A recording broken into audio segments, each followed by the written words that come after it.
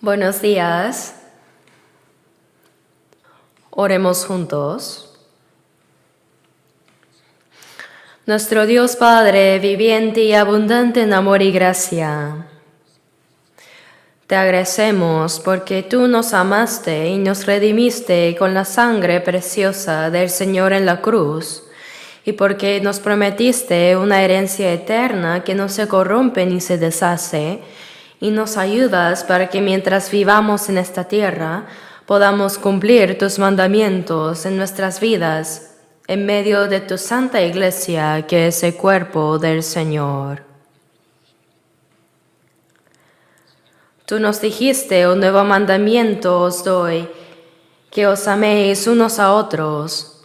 Señor, gracias por darnos la oportunidad de llevar el Evangelio a las almas perdidas que aún no te conocen ni tienen el sentido, propósito y dirección de sus vidas, para que ellos también puedan obtener la misma vida eterna y esperanza que nosotros. Y gracias por darnos la oportunidad de trabajar unidos para este propósito. Gracias por permitirnos reunirnos hoy domingo con los hermanos para poder alabarte y glorificarte. El primer mes del nuevo año 2025 ya está pasando. Te doy gracias porque nos concedes cada nuevo día y nos fortaleces con tu palabra para que en todo lo que hagamos, sea que comamos o bebamos, lo hagamos para tu gloria.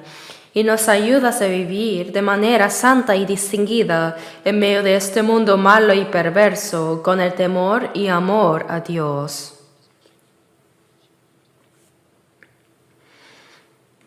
Te agradecemos porque nos has encomendado la misión del Evangelio en estos últimos tiempos. Gracias porque nos llamaste primero y nos usas preciosamente para predicar a tiempo y fuera de tiempo este Evangelio a todo el mundo. Deseamos llevar también una vida preciosa que dé abundante fruto y gloria al Padre, cumpliendo tu santa voluntad, tanto en la Iglesia como en nuestra vida personal, Señor. También oramos por los misioneros que están trabajando en el extranjero. Oramos por sus familias y por los hermanos que están colaborando unánimemente con ellos, para que día a día se expandan los límites del Señor y se complete el cuerpo del Señor que fue escogido desde antes de la fundación de este mundo. Queremos ser usados preciosamente por Dios para esta obra y vivir dedicados con gozo y agradecimiento. También anhelamos que todos los planes que tenemos este año de la Iglesia y tanto de manera personal se cumplan según tu buena voluntad. Señor, para esto acompáñanos, ayúdanos y derrama tu poder sobre nosotros. Que el Espíritu Santo nos acompañe en esta hora para ayudarnos a comprender los misterios ocultos del plan de Dios y para que todos podamos vivir obedeciendo con gozo y buena voluntad en nuestras vidas. Hemos orado en el nombre de Jesucristo. Amén.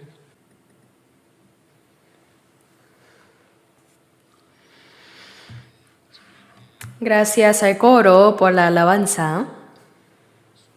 Aunque no se escuchara, vi allá a muchos aplaudiendo. Gracias por la alabanza tan hermosa. Veamos en la Biblia.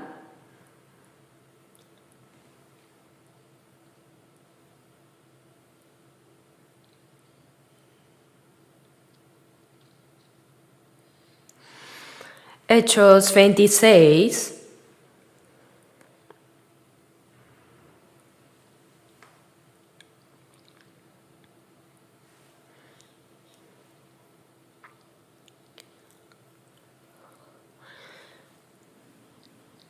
Hechos capítulo 26, desde el versículo 29, les leo.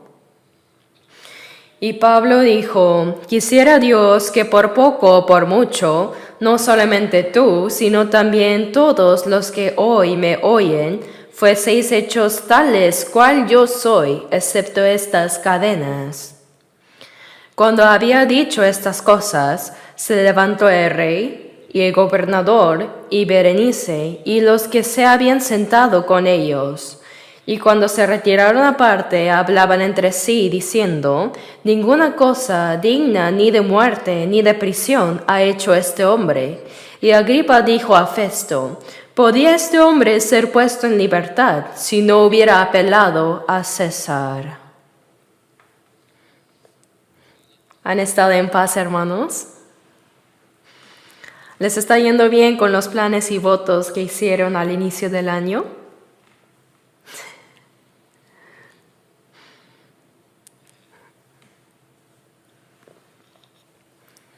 Bueno, en el mundo hay un dicho que dice determinación de 3 días. Uno se determina firmemente en su corazón a hacer algo muy bueno. Y sí, lo cumple muy bien hasta el 3er día. Pero desde el 4.º día se debilita un poco y con el paso del tiempo se va desvaneciendo. Sin embargo, creo que esto no aplica a nosotros, los cristianos salvos. Al inicio del año, a través de la palabra abundante en el retiro de invierno,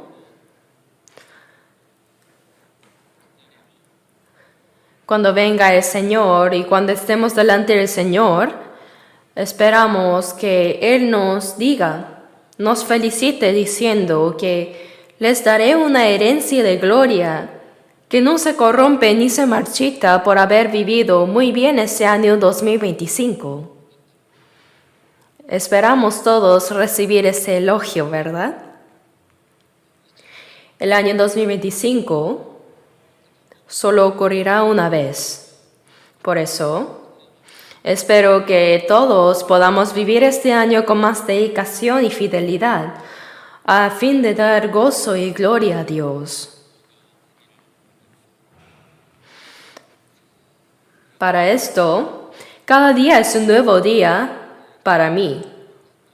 Cada día es un nuevo día para mí, y este tiempo de hoy, y este tiempo del año nuevo, es un tiempo que realmente nunca volverá en mi vida.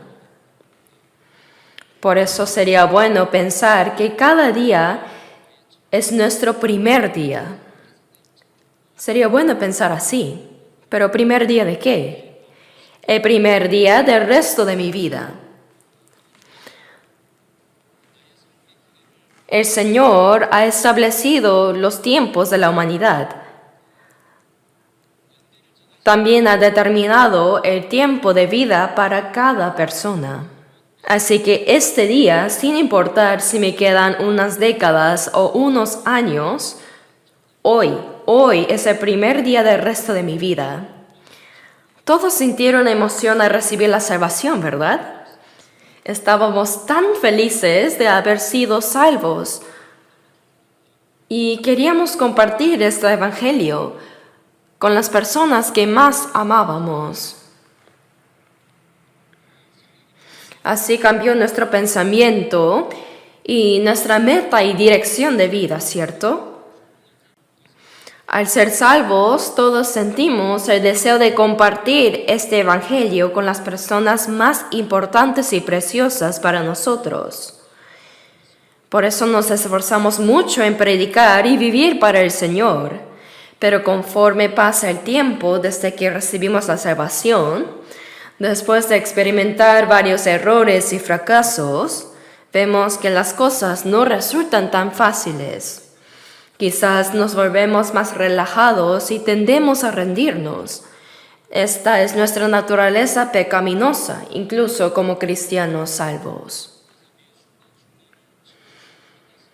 Por eso, para sentir esa emoción de primer amor cuando recién fuimos salvos, los cristianos tiene que pensar en cada día como el primer día del resto de mi vida.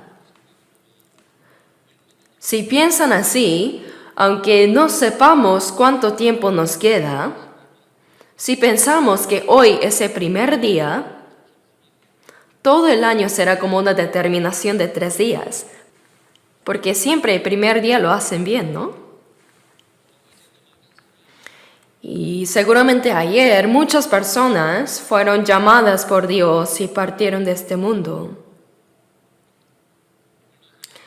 Hace poco, por un accidente aéreo, 179 personas partieron instantáneamente de este mundo. Las personas que partieron ayer seguramente tuvieron el ardiente deseo de vivir un día más. Quiero vivir mañana. No quiero morir hoy, quiero vivir un día más. Nosotros ahora estamos viviendo hoy el mañana que ellos tanto anhelaron vivir. Por eso este tiempo de hoy, el presente, es un regalo que Dios nos da. Es interesante que en inglés la palabra present significa tanto regalo como el presente, el ahora.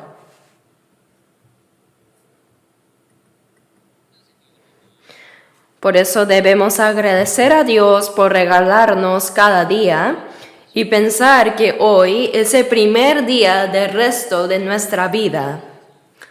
Así sería maravilloso que en cada día de nuestra vida se cumpliera no nuestra voluntad, sino lo que Dios desea y quiere hacer a través de nosotros.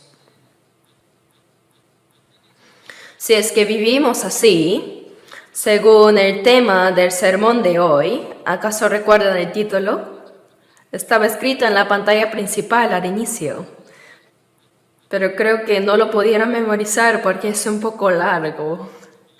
En el texto principal que leímos, Hechos 26-29, ahí hay una parte que dice: yo quisiera, Dios, que fueseis hechos tales cual yo soy. ¿Qué significa esto? Yo quisiera, Dios, que fueseis como yo. ¿Quiénes deseaba que sean como Él? Esto significa que yo oro a Dios para que todos sean como yo. Deseo y oro a Dios que todas las personas que escucharon estas palabras y todos los que están aquí sean como yo. En otras palabras, está diciendo, ruego a Dios que todos sean como yo. Aquí, el yo es por supuesto apóstol Pablo. ¿De verdad, acaso alguien de nosotros podría decir esto? Pero pienso que el yo de esta palabra, cual yo soy, no solo aplica al apóstol Pablo. Está diciendo, yo soy una persona perfecta. Dice, sed pues vosotros perfectos, como vuestro Padre que está en los cielos es perfecto. Pero ¿quién de nosotros es perfecto? Sean como yo, imíteme a mí. Jesús cargó la cruz y caminó el camino de sufrimiento. Y nos hizo seguir sus pasos de sufrimiento y nos hizo imitar a Jesús. Dice, Cristo padeció por nosotros, dejándonos ejemplo para que sigáis sus pisadas. Jesús nos mostró su vida que cargó la cruz y subió el monte de Gólgota. Por eso Jesús dijo, si alguno quiere venir en pos de mí, niéguese a sí mismo, tome su cruz y sígame. Tome su cruz cada día y sígame. El que no lleva su cruz y viene en pos de mí no puede ser mi discípulo. Pero sorprendentemente Pablo también dijo en 1 Corintios 11:1, sed imitadores de mí, así como yo de Cristo. Veamos también 1 Corintios 4:16. 1 Corintios, capítulo 4, versículo 16.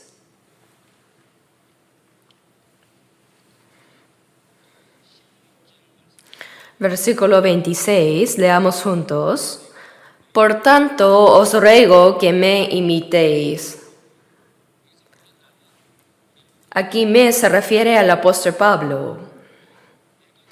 Por tanto, os ruego que me imitéis.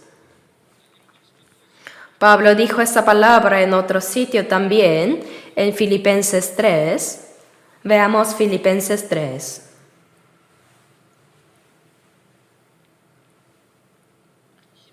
Versículo 17. Filipenses 3, 17. Hermanos, sed imitadores de mí, y mirad a los que así se conducen, según el ejemplo que tenéis en vosotros. Hermanos, sed imitadores de mí.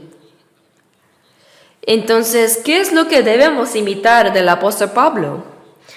Y Pablo estaba diciendo estas palabras defendiéndose ante las personas de alta autoridad, como el Herodes Agripa II y Festo, el gobernador enviado desde Roma. Eran personas de alto rango, gobernadores, personas ricas y con gran poder. En ese lugar, Pablo dijo: yo ruego a Dios que todos, absolutamente todos, sean como yo. Sean ustedes todos como yo. Mientras estaba encadenado, atado como prisionero, aún todavía sin sentencia, era un detenido en espera de juicio. Así como prisionero estaba siendo interrogado. Pero este Pablo dijo: excepto estas cadenas me están atando ahora. Excepto esto ruego a Dios que todos los que están aquí fuesen hechos tales cual yo soy. Entonces, ¿en qué situación está este apóstol Pablo, que dice: sean ustedes como yo? Estaba en una situación donde era imposible decir esto. ¿Podrían sus palabras ser tomadas en serio? Pero sin importar todo eso, con valentía él dijo: deseo que todos ustedes sean como yo. Esto es la predicación. Entonces, este Pablo del que se habla aquí era blasfemo, perseguidor e injuriador. Era alguien que se oponía al Evangelio, se oponía a Jesucristo y perseguía a los cristianos que creían en él. Es decir, era un perseguidor de los salvos, de la iglesia. Por eso, ¿cómo se describió Pablo a sí mismo? Al reflexionar su vida pasada después de ser salvo, realmente dijo: yo soy el primero de los pecadores. Siendo yo el primero de los pecadores, fui salvo. Soy inmensamente feliz. Yo tengo la esperanza. Si alguien como yo pudo ser salvo y vivir tan feliz y gozoso, ¿quién no podría ser salvo? Realmente soy una persona bendecida. Está diciendo esto. Entonces, para poder decir las palabras como Pablo, ¿qué tipo de personas debemos ser primero? Personas que han recibido la salvación con certeza, los que recibieron el perdón de sus pecados, el perdón de pecados pasados, presentes y futuros a través de la eterna redención cumplida por la sangre de Jesús. Los que han obtenido la libertad y viven valientemente teniendo esa esperanza del cielo. Entonces, ¿qué diría una persona así como Pablo? Aunque físicamente y mundanamente me veo así, me siento orgulloso. Yo estoy feliz. Aparte de esta apariencia física, deseo que todos ustedes vivan con esta paz interior, esta felicidad y esperanza del cielo que se han cumplido dentro de mí. Deseo que sean como yo. ¿Pueden decir esto con confianza?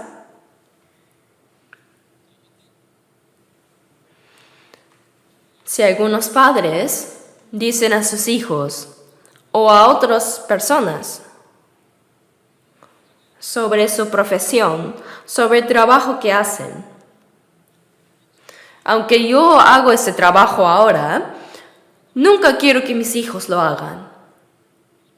Entonces, ¿qué tipo de trabajo sería ese? No sería un trabajo valioso, ni un trabajo que realmente dé felicidad, ¿verdad? Hay varios tipos de trabajos. Hay educadores, militares, empleados bancarios, empleados de empresas, negocios propios, así hay muchos tipos.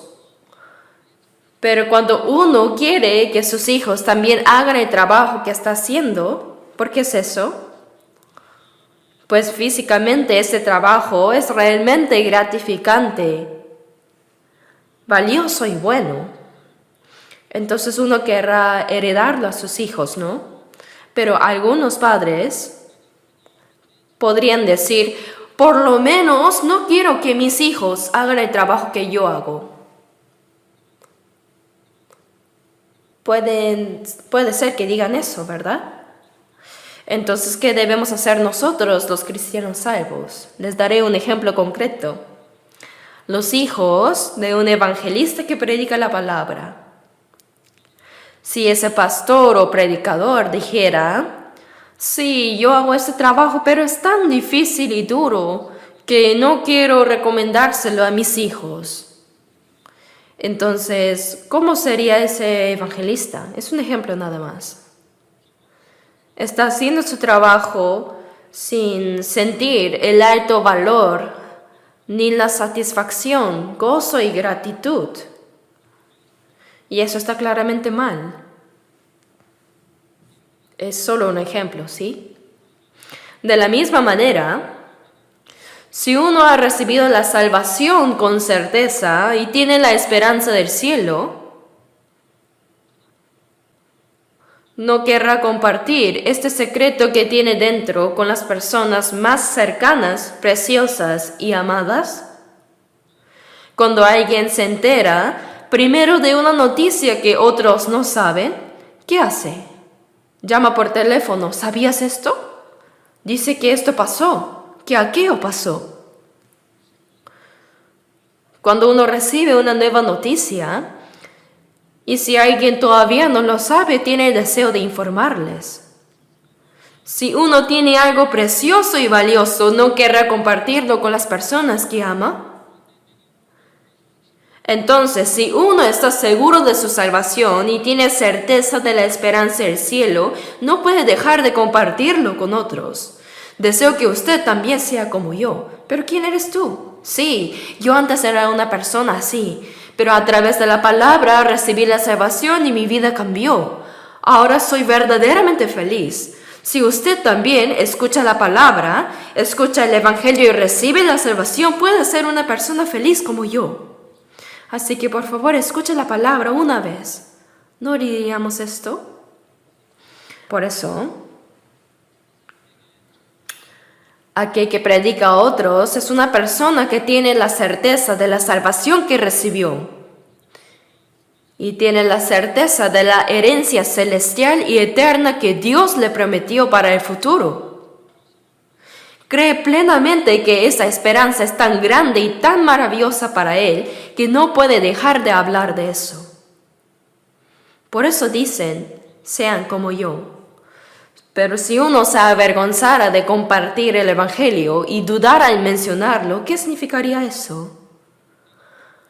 La salvación que tengo, la esperanza del cielo, se está volviendo borrosa. Así que la palabra principal de hoy, quisiera Dios que fueseis hechos tales cual yo soy. Tales cual yo soy.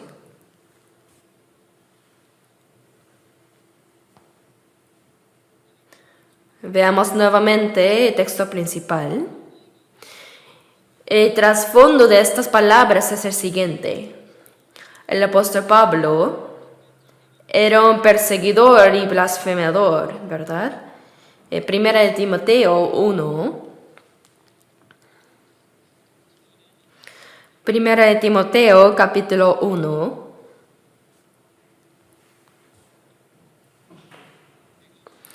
Habiendo yo sido antes blasfemo, perseguidor e injuriador, mas fui recibido a misericordia porque lo hice por ignorancia, en incredulidad.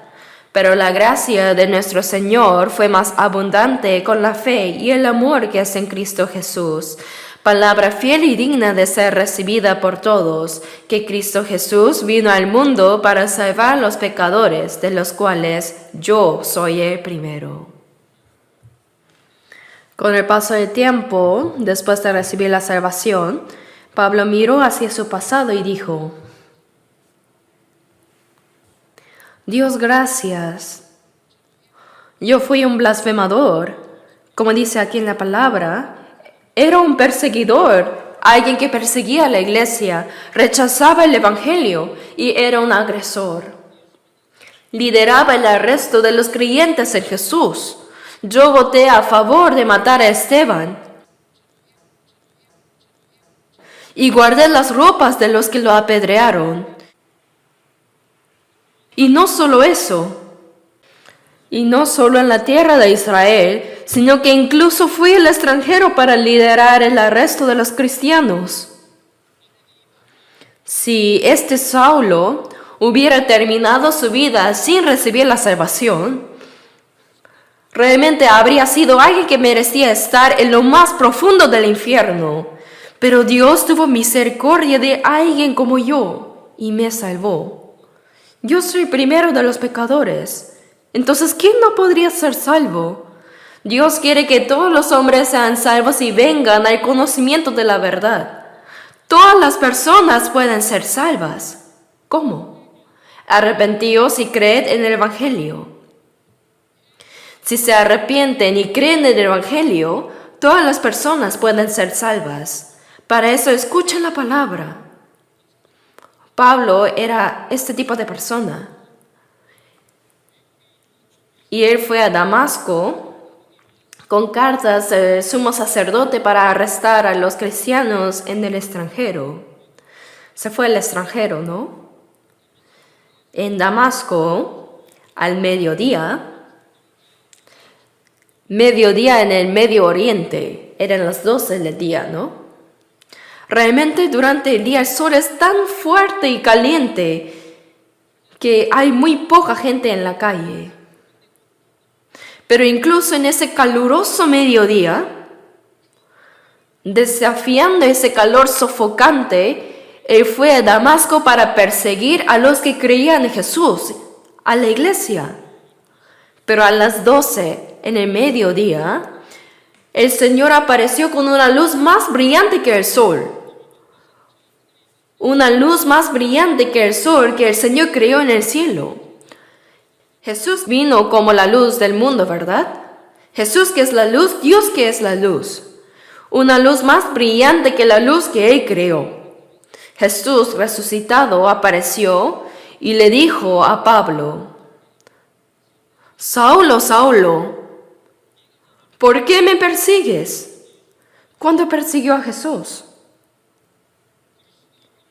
Perseguir a los cristianos. Perseguir la iglesia es perseguir a Jesús, quien es la cabeza de la iglesia. Bien, veamos, volvamos a Hechos 26.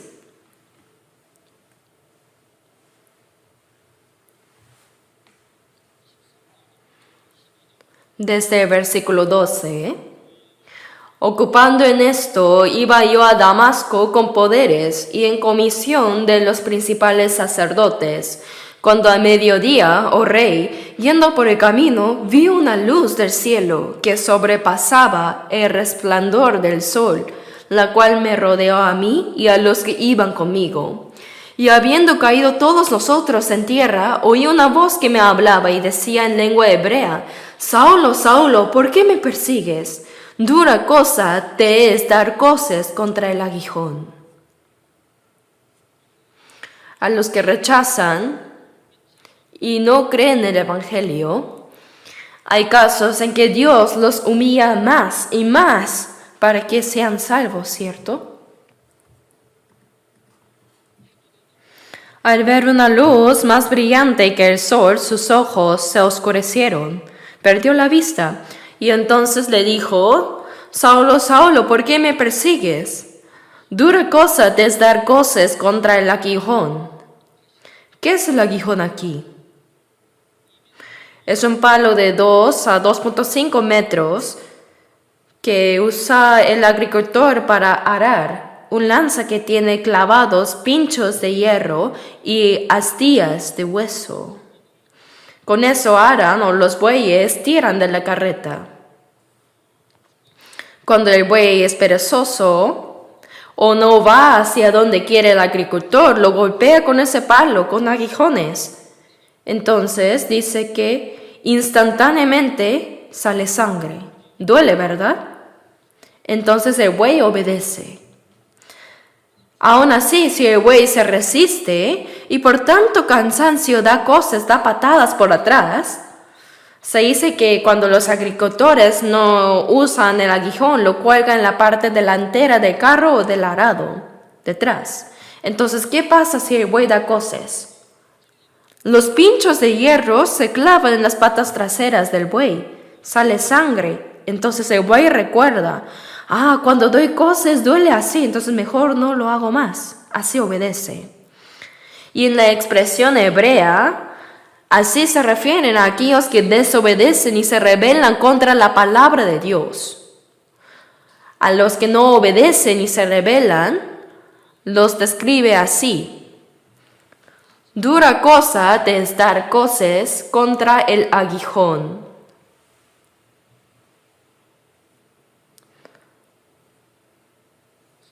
Saulo se sorprendió enormemente.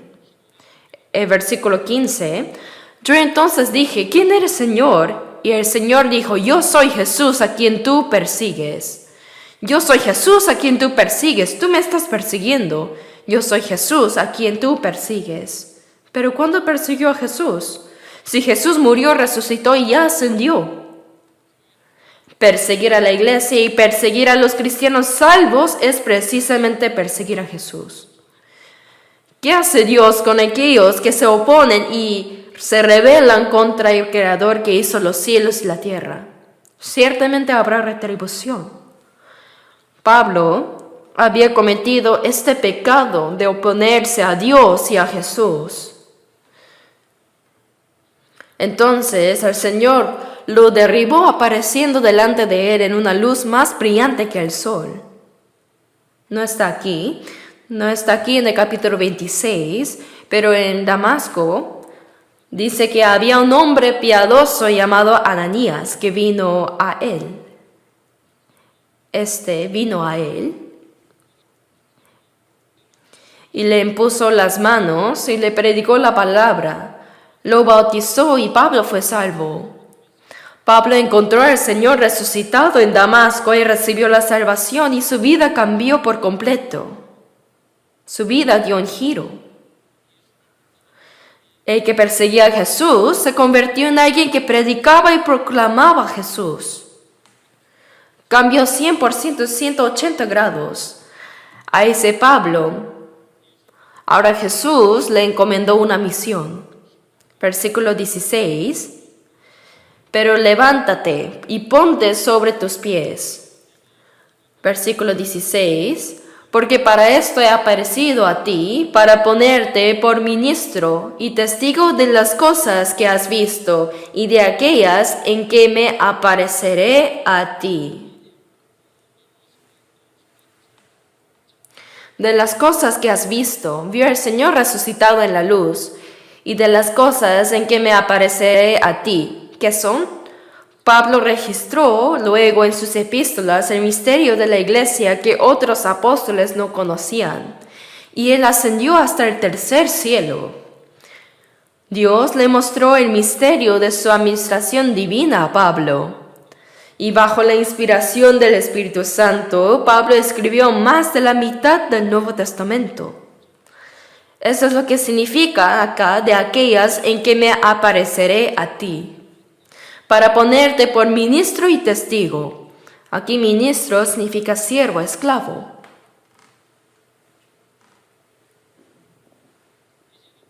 Pero ahora Pablo ya no era dueño de sí mismo. Con Cristo estoy juntamente crucificado, y ya no vivo yo, mas vive Cristo en mí. Cristo vive en mí. Cuando recibimos la salvación, el Señor Jesús se convierte en nuestro Salvador, pero después de ser salvos en nuestra vida diaria, Él se convierte en nuestro Señor, nuestro dueño. Él es Salvador y también Señor. Se convirtió en el Señor, en el dueño de la vida de Pablo.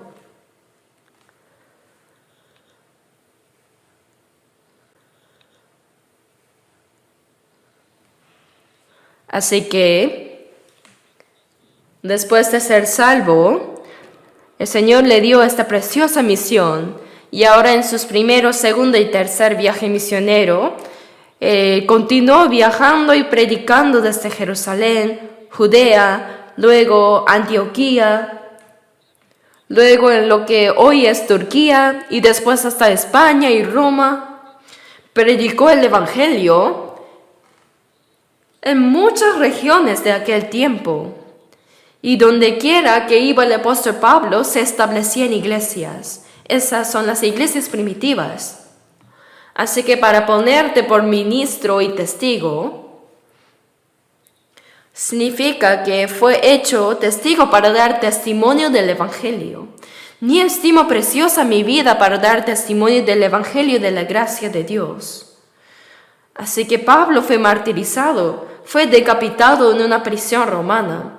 Hasta el momento de su muerte no dejó de glorificar y proclamar el Evangelio como ministro y testigo. Veamos el versículo 20. Sino que anuncié primeramente a los que están en Damasco y Jerusalén y por toda la tierra de Judea y a los gentiles que se arrepintiesen y se convirtiesen a Dios haciendo obras dignas de arrepentimiento. La salvación se recibe a través del Evangelio. Arrepentíos y creed en el Evangelio. Creyeron en el Evangelio y fueron salvos. ¿Y qué viene después? Primero somos redimidos y llegamos a ser un pueblo propio, celoso de buenas obras. Pero supongamos que dicen que son salvos, pero no hay frutos en sus vidas. Cada árbol se conoce por su fruto. Todo buen árbol da buenos frutos, pero el árbol malo da frutos malos. El fruto de la justicia, los 9 frutos del Espíritu, el fruto de la predicación. Producir muchos frutos es el resultado de la vida de un cristiano salvo. Así que según esta palabra aquí, cuando nos arrepentimos y volvemos a Dios, cuando nos arrepentimos y creemos en el Evangelio somos salvos, ¿verdad? La vida después de esto, la vida de un cristiano salvo, consiste en hacer obras dignas. Como dice el cuerpo, sin espíritu está muerto, así también la fe sin obras está muerta. Aunque el cristiano salvo sí es salvo por gracia mediante la fe, la vida después de la salvación debe tener resultados. Deben haber obras, deben haber frutos, haciendo obras dignas de arrepentimiento. Así es como se predica este evangelio. Pero el contenido del evangelio que Pablo predicó era la palabra. Cuando Pablo impuso las manos, las enfermedades se curaron, incluso cuando tocaron su ropa. Se manifestaron muchos milagros a través de él, pero uno no se salva por eso, sino únicamente a través de la palabra escrita. Veamos lo que sigue, versículo 22. Pero habiendo obtenido auxilio de Dios, perseveró hasta el día de hoy, dando testimonio a pequeños y a grandes, no diciendo nada fuera de las cosas que los profetas y Moisés dijeron que habían de suceder. Significa que no hizo algo peculiar. ¿Qué es lo que Pablo proclamó y testificó como testigo? Aunque Pablo recibió respuestas a sus oraciones e hizo milagros y señales, no se jactó de esas cosas. Aquí dice, las cosas que los profetas y Moisés dijeron que había de suceder. ¿Quiénes son los profetas y Moisés? Se refieren al Antiguo Testamento. Esta palabra escrita en las Escrituras, las palabras profetizadas. El cumplimiento de esa palabra profetizada es precisamente Jesucristo. El Mesías que los judíos habían recibido como promesa. era el Mesías, que ellos tanto esperaban y anhelaban, les predicó la palabra. Pero los judíos que registraron y preservaron la palabra y pensaban que creían bien en Dios, no creyeron. ¿En quién no creyeron? Aunque el Mesías, la esperanza de la nación de Israel, vino y se les apareció como cumplimiento de la promesa, los judíos no lo aceptaron. ¿Por qué? El Mesías que ellos esperaban era uno que vendría con una vara de hierro en su mano derecha, que quebrantaría las naciones como vasijas de barro y restauraría a Israel, que había perdido su soberanía y que había sufrido duramente por 600 años bajo otras grandes potencias.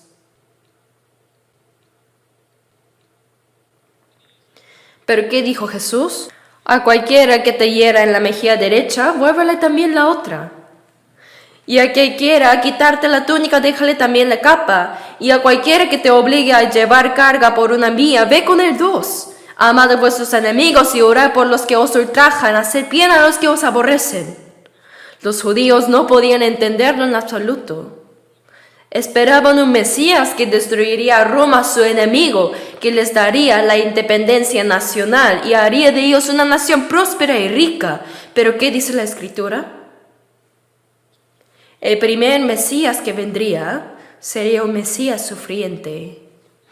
Incluso los discípulos que lo siguieron durante 3 años no estaban interesados en un Mesías sufriente. Cuando 2 discípulos estaban yendo a Emaús, hablando del reciente acontecimiento de la muerte de Jesús, a quien consideraban un profeta en Israel, Jesús, habiendo resucitado, se les apareció y les explicó las Escrituras. ¿Qué Escrituras les explicó? La palabra del Antiguo Testamento que escribió Moisés y los profetas.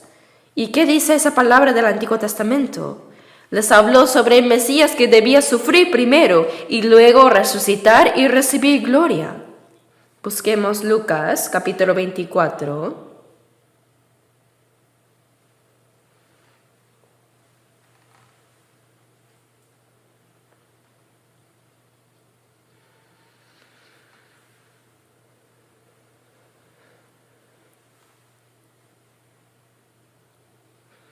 Lucas 24, versículo 25. Lucas capítulo 4, versículos 25 y 26. Leamos juntos. Entonces él les dijo: oh insensatos y tardos de corazón para creer lo que los profetas han dicho. ¿No era necesario que el Cristo padeciera estas cosas y que entrara en su gloria? El Mesías, el Cristo profetizado en el Antiguo Testamento, en hebreo Mesías, en griego es Cristo y en nuestro idioma Salvador. ¿No era necesario que Cristo padeciera estas cosas? Primero era el sufrimiento y luego que entrara en su gloria. Y comenzando desde Moisés y siguiendo por todos los profetas, les declaraba en todas las Escrituras lo que de él decían. Dice que cuando les explicó estas palabras, luego sus corazones ardían. Les explicó estas palabras. Pero ¿cómo eran los judíos en ese tiempo? No les interesaba un Mesías sufriente, no tenían interés. Querían la expulsión de Roma, la independencia nacional y la prosperidad de Israel. Consideraron a Jesucristo, quien vino a resolver el problema del pecado y salvar sus almas, que murió en la cruz, como un fracasado. No reconocieron que Jesús, a quien veían, era el Mesías. Por eso dice, porque si la hubieran conocido, nunca habrían crucificado al Señor de gloria. Ellos no sabían. Por eso Jesús, cuando sufría en la cruz, oró: Padre, perdónalos porque no saben lo que hacen. Oró pidiendo perdón por los pecados cometidos en ignorancia. Veamos también 1 de Pedro 1:11. 1 de Pedro capítulo 1.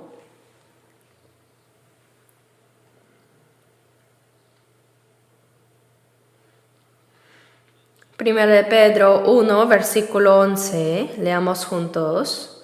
Escudriñando qué persona y qué tiempo indicaba el Espíritu de Cristo que estaba en ellos, el cual anunciaba de antemano los sufrimientos de Cristo y las glorias que vendrían tras ellos. Esta palabra también está en Filipenses 1, versículo 7 al 9. Él fue obediente hasta la muerte. Y le fue dada la autoridad para juzgar. Ante él se doblará toda rodilla. Pero primero fue el sufrimiento, la cruz, y después viene la gloria. Sin la cruz no hay resurrección. Sin el sufrimiento de la cruz no hay gloria. No cross, no crown. Porque hay la cruz, también hay la gloria. Esto también nos dio como ejemplo.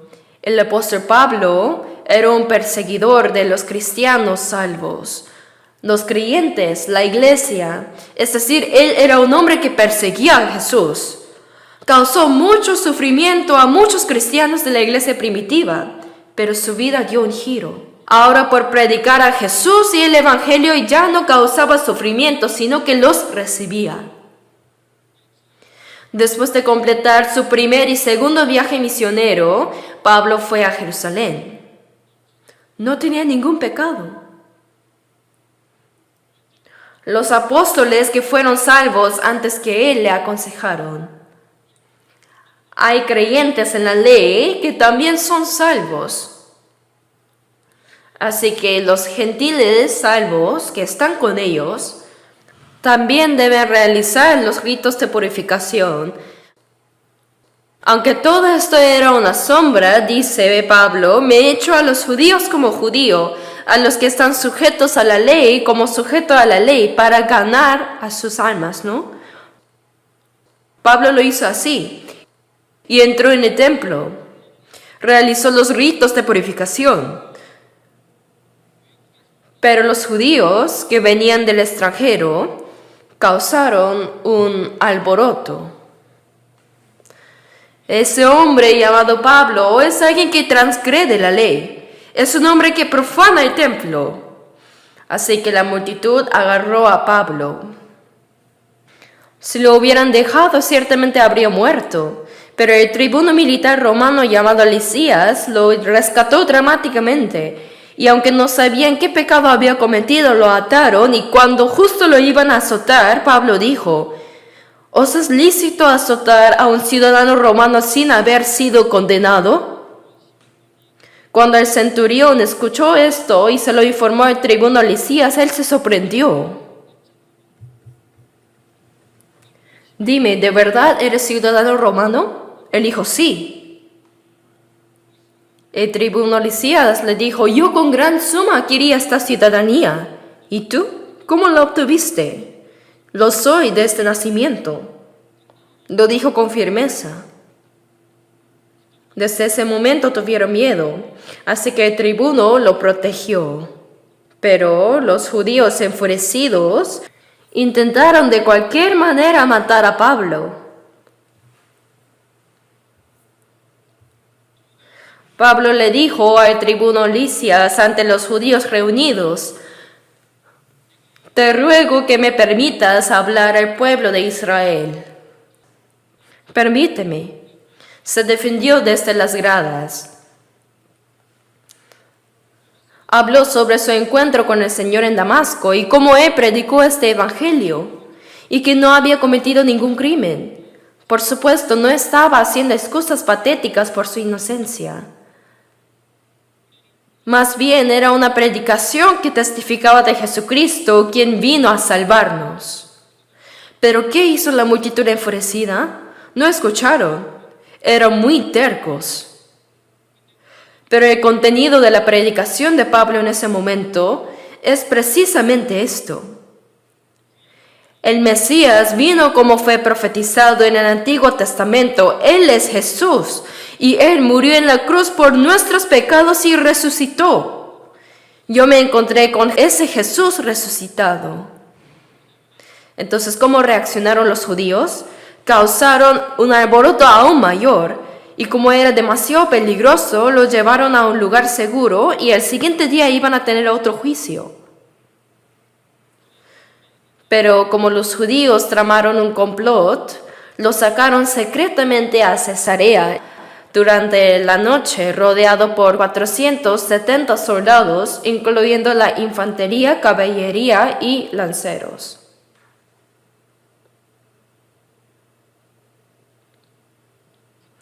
El gobernador romano asignado a Cesarea, en ese entonces era el gobernador Félix. Los judíos gritaban: maten a Pablo, debe morir.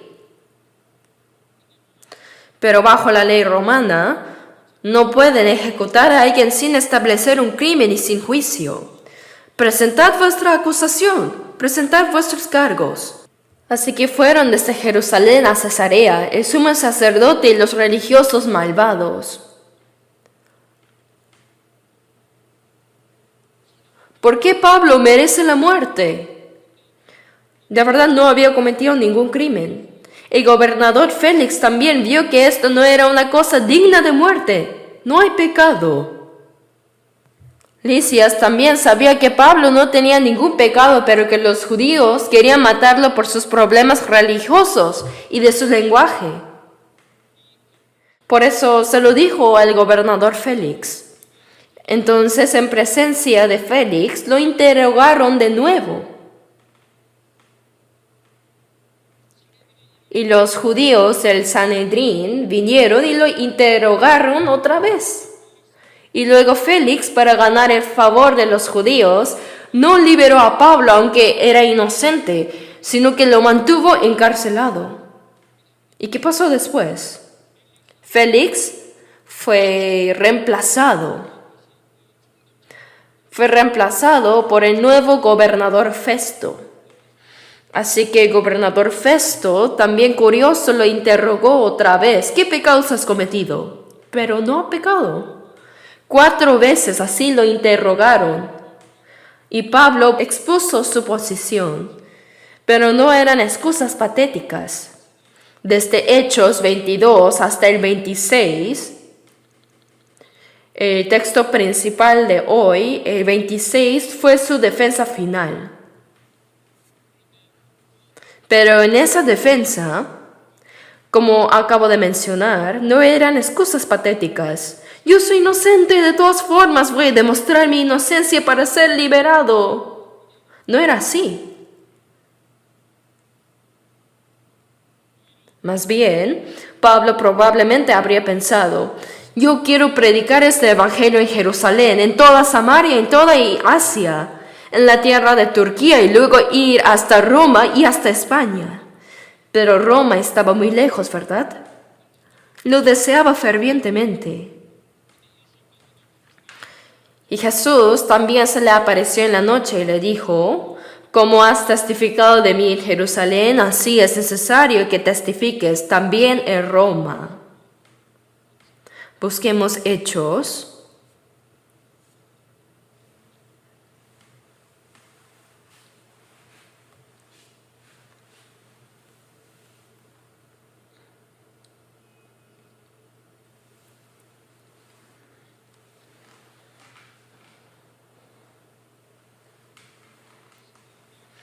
Hechos capítulo 23, versículo 11.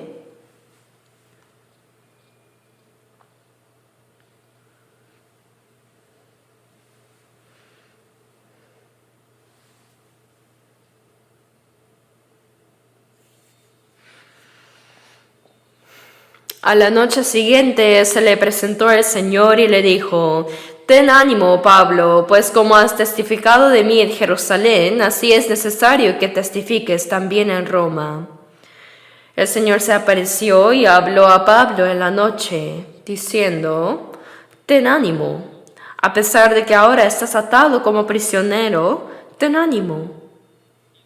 Como has testificado de mí en Jerusalén, así es necesario que testifiques también en Roma.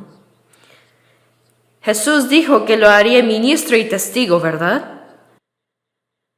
Esta es la misión que el Señor dio directamente a Pablo.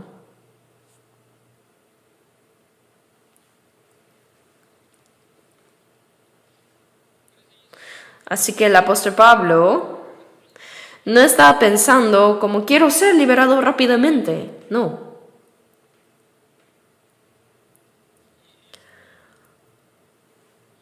Además, el Señor resucitado también le dijo a este Pablo que testificaría de él ante los reyes y personas de alto rango, muchos gobernantes y líderes políticos. Y sorprendentemente esta profecía se cumplió ahora en Hechos 26. El rey Agripa. Este es Agripa II. Y sorprendentemente, este Agripa es de la línea de Herodes. De verdad era una persona muy malvada que fue usada como instrumento de Satanás. Todo ese linaje fue así. Por ejemplo, Herodes el Grande fue quien masacró a todos los niños menores de 2 años en Belén tratando de matar a Jesús. Voy a matar a todos esos niños para matar a Jesús, que dicen que apareció como el rey de los judíos. ¿Qué tan cruel es eso? Asesinó a todos los niños varones menores de 2 años en un pueblo. Herodes el Grande fue muy cruel. Este Herodes el Grande no temía a Dios. No tenía interés en el mundo eterno, sino solo en lo visible, en cómo vivir bien y comer bien en este mundo. Era el zorro del que habló Jesús. Las zorras tienen guaridas y las aves del cielo nidos, mas el Hijo del Hombre no tiene dónde recostar su cabeza. ¿Y quién fue el hijo de Herodes el Grande? Herodes Antipas. ¿Y quién es Herodes Antipas?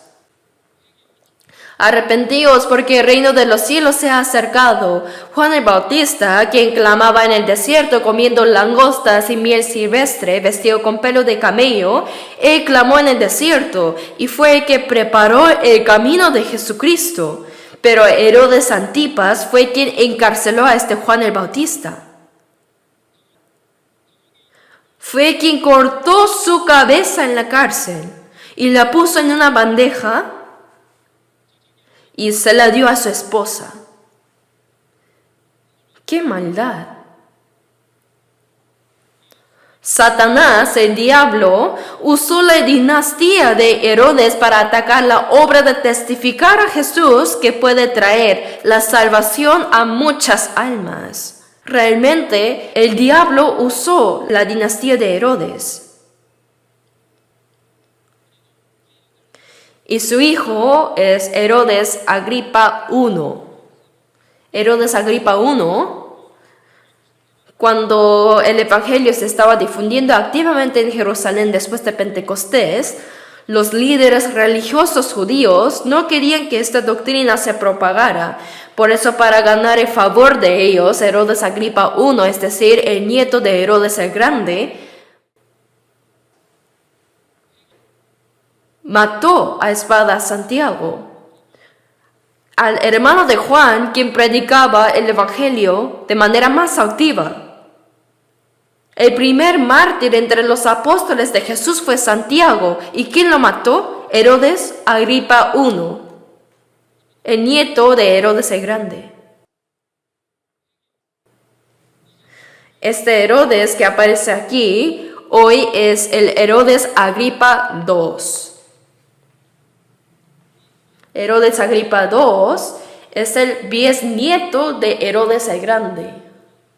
Y ahora él estaba interrogando a Pablo, quien predicaba fuertemente el evangelio.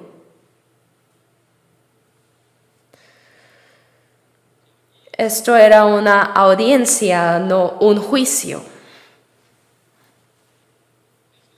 El gobernador Festo asumió el cargo en reemplazo del gobernador Félix. Y al llegar vio que Félix había encarcelado a un prisionero, y era Pablo. Por eso el gobernador Festo interrogó a Pablo, a quien Félix había encarcelado, y pues no tenía pecado. ¿Quieres subir a Jerusalén y allá ser juzgado de estas cosas? No. A César apeló. Entonces debió ir a Roma para ser juzgado por el emperador romano. Si es así, se debía escribir al menos un reporte diciendo, esta persona va a ser juzgada por tal crimen, ¿no? Pero cuando el gobernador Festo lo examinó, vio que no había cometido nada. Y justo en ese momento, Herodes Agripa II y Berenice su esposa, que en realidad era su propia hermana menor. De verdad, la dinastía de Herodes era una familia moralmente sucia y corrupta. Pero el diablo Satanás usó la dinastía de Herodes para oponerse a la voluntad de Dios, para rechazar el evangelio y evitar que se propague. Cuando Agripa II vino para saludar al gobernador Festo, este le dijo, «Oh rey». Festo dijo, «Hay un prisionero que los judíos quieren matar, un hombre llamado Pablo, pero por más que lo miro, no tiene crimen. Es una persona que podría ser liberada, pero ha apelado a César. Entonces necesito escribir algo de él. Por favor, aconséjeme». Entonces Agripa II, por curiosidad, dijo, yo también he oído de él. También quiero conocer a Pablo. Herodes Agripa II apareció con su hermana y esposa Berenice, vestidos con ropa muy buena. Y los tribunos, los oficiales de alto rango, y también había judíos incluidos ahí. Ellos vinieron y Festo ordenó que traigan a Pablo. Entonces Pablo declaró, «Al encontrarme con el Señor resucitado en Damasco, no puedo sino ir por todo el mundo predicando este evangelio. Soy una persona transformada así». No dio excusas, sino que más bien les predicó el evangelio. El evangelio que yo predico es a Jesucristo, el Mesías prometido, quien es la esperanza de Israel y la esperanza de los judíos. Él vino a esta tierra de Israel, murió en la cruz para pagar los pecados. Para pagar los pecados de toda la humanidad, murió y resucitó. No le creyeron. ¿Por qué se juzga entre vosotros cosa increíble que Dios resucite a los muertos? ¿No es Él el Dios todopoderoso? Él es todopoderoso, el Shaddai, el Dios todopoderoso. En realidad los judíos, diciendo que creían en Dios, no creían en Él.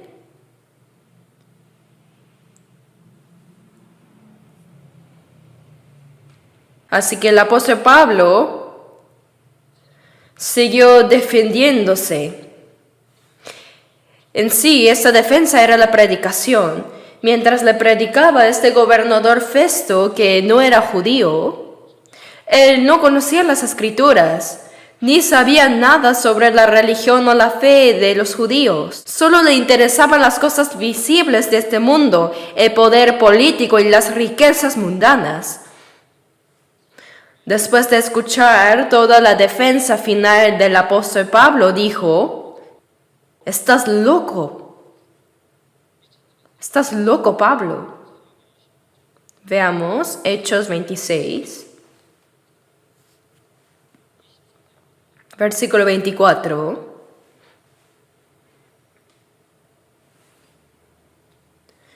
Diciendo él estas cosas en su defensa, Festo a gran voz dijo, «Estás loco, Pablo. Las muchas letras te vuelven loco». Mas él dijo, «No estoy loco, excelentísimo Festo, sino que hablo palabras de verdad y de cordura». Ahora Pablo trató de predicar a Agripa, pero Festo era un hombre muy carnal. Era alguien que no podía entender el evangelio por más que lo explicara. Al escucharlo hablar con tanta convicción, Festo sabía que Pablo había estudiado mucho y había recibido la más alta educación en la escuela de Gamaliel. Y también pensaba que este hombre era económicamente rico. Por eso dice que muchas veces lo hacía venir y hablaba con él esperando que Pablo le diera dinero. Estás loco.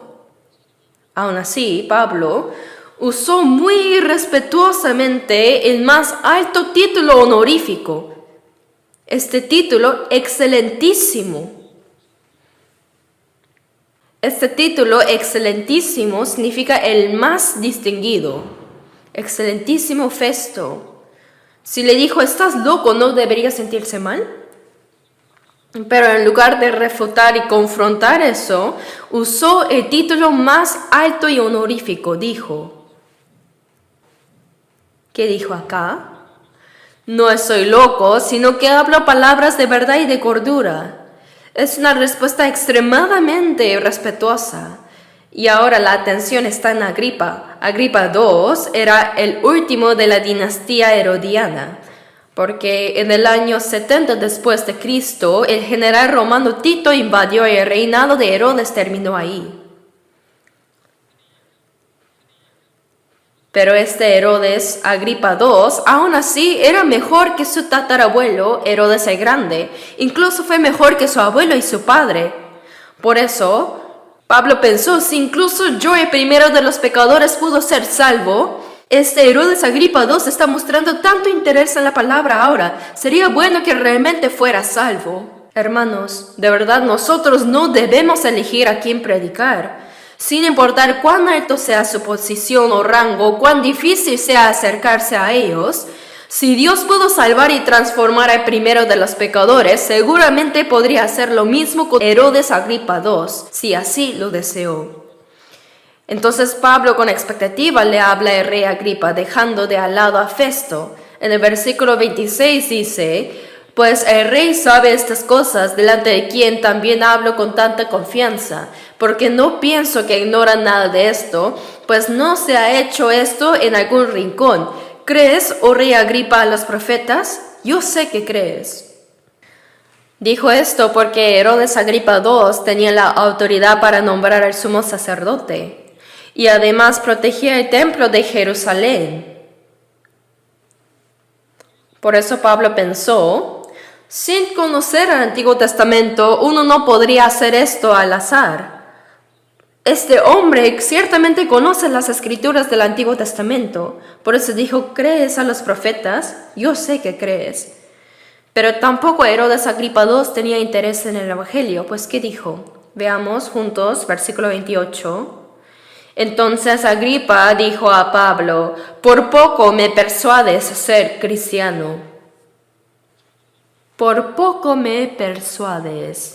Eso podría referirse al corto tiempo dedicado a predicar el Evangelio, pero eso realmente no es poco. Si en ese momento, supongamos que el emperador romano, César, hubiera enviado un soldado con una carta a Herodes Agripa II, diciendo,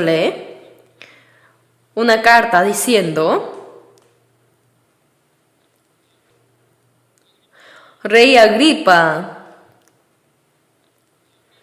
cree en Jesús y sé salvo como dice Pablo. Entonces, ¿cómo sería? ¿Sería eso un mensaje corto o largo?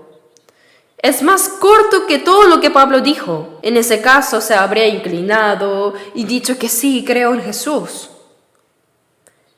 El mensaje del Evangelio que trae salvación no depende si es largo o corto, sino de la obra de Dios.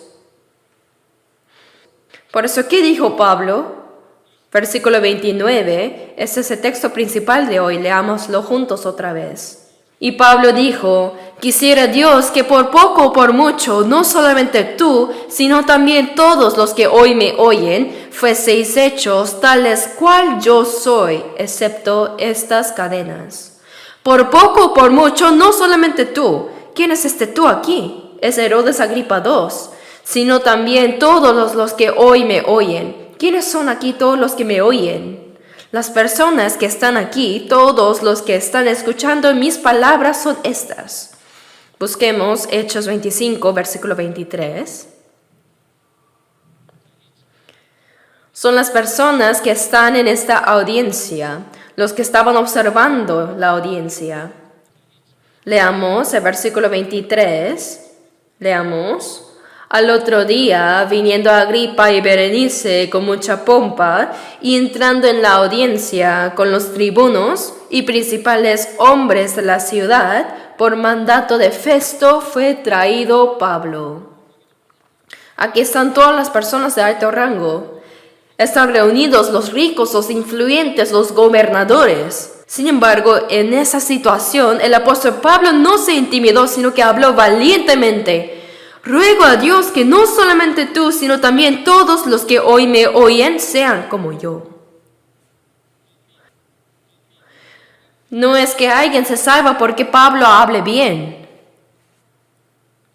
Sea que uno hable elocuentemente o mal, Dios obra a través de esta palabra. El apóstol Pablo lo anheló fervientemente, que todos los que están aquí, como dice esta palabra, yo ruego a Dios que sean como yo, excepto estas cadenas. Deseo que Dios los salve. Así que este yo del apóstol Pablo no solo se refiere a Pablo, sino a cada uno de nosotros que estamos escuchando la palabra hoy. Hermanos, ¿están seguros de su salvación? ¿Están seguros de la esperanza en el cielo? Entonces, ¿qué debemos hacer? Aunque no lo digamos así con las palabras, y aunque no lo expresemos tal cual así, por lo menos no deberíamos compartirlo a mi familia. Ahora viene el feriado de Año Nuevo Lunar, y probablemente nos encontraremos con personas de la familia que no vemos habitualmente. Pensemos, yo soy salvo y me regocijo en esta esperanza, pero entre mi familia y mis hermanos hay algunos que tienen más recursos económicos que yo, quienes han estudiado más que yo, quienes tienen una posición social más alta que yo. Es difícil, tienen un corazón muy altivo, pero no por eso debemos dejar de predicarles. Pablo estaba en condición de un prisionero, y entre los que escucharon sus palabras estaba un rey, Herodes Agripa II, también estaba el gobernador Festo enviado desde Roma, no solo estaba el tribuno Lisias, sino muchos tribunos. Ahí estaban las personas importantes que comandaban miles de soldados. Había muchas personas de alto rango ahí, y en esa situación él dijo, deseo que todos ustedes sean como yo. ¿Qué significa eso? Antes yo era así, pero recibí la salvación y ahora soy tan feliz. Por eso si ustedes escuchan esta palabra y reciben la salvación, también serán como yo. Podrán ser felices. ¿Cuál es nuestra motivación para predicar? Es por amor. A quien amamos, queremos darle lo más precioso, ¿no? ¿Y qué es lo más precioso que tenemos? Es lo que está dentro de nosotros, el misterio del Evangelio. En el libro de San Juan, capítulo 15, versículo 8 dice, en esto es glorificado mi Padre, en que llevéis mucho fruto. Hay varias maneras de glorificar a Dios, y entre ellas, los que enseñan la justicia a la multitud, los que dan fruto. ¿Qué fruto es este? En Romanos 16:5 dice, saludad a Epeneto, amado mío, que es el primer fruto de Acaya para Cristo. Y en 1 Corintios 16:15 dice, la familia de Estéfanas es las primicias de Acaya. Siendo nosotros salvos, cada persona a quien guiamos al Señor y recibe la salvación, cada uno de ellos es un fruto y una cosecha que entregamos al Padre. Cuando damos ese fruto y lo presentamos al Padre, esa es la máxima gloria para Dios y es lo que más agrada a Dios. Pero ¿con qué actitud debemos hacerlo? Como mi salvación es segura y mi esperanza es tan clara y cierta,